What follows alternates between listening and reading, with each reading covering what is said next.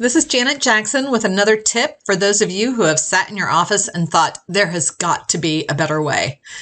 If you're like me, you may find yourself as you work throughout the day with about 1 million windows open. You can see that I've got my Outlook open, I've got my Windows Explorer open, Word, Microsoft Edge. A lot of times I have Google Chrome open as well. I usually have Excel open. And today, while I'm recording, I have my recording software open as well. So I've got a lot of windows open. I got a lot of activity happening.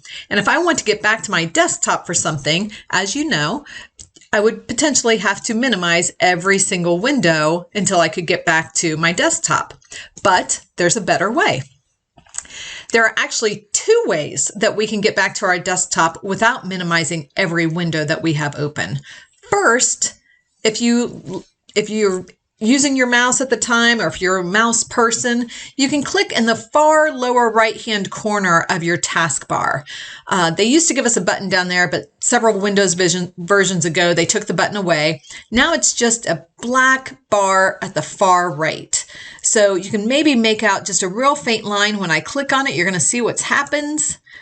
Boom. Even when I hovered over it without clicking, it showed me what was going to happen. As soon as I clicked, it minimized all my windows, so I'm looking at my desktop.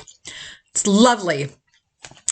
Then I can access and do whatever I need to on my desktop and go back into whatever window I want to be in. So again, that's just this faint black corner. I can hardly point to it. It's beside your notifications over in the far right. Just keep going to the far right of your screen, and you wouldn't know it's there unless somebody told you to click on it. So that's how you can minimize all of your windows and get back to your desktop.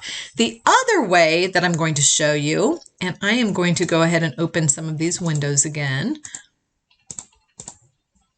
just so that you can see it in action.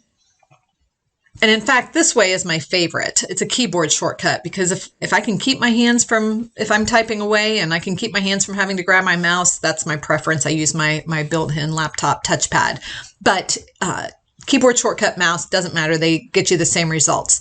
If you are a keyboard shortcut junkie like me, you can use the Windows key and the letter D as in desktop. So the Windows key and the letter D, and that's your keyboard shortcut to do the exact same thing that this mystery black box does in the far right corner. Woohoo, right?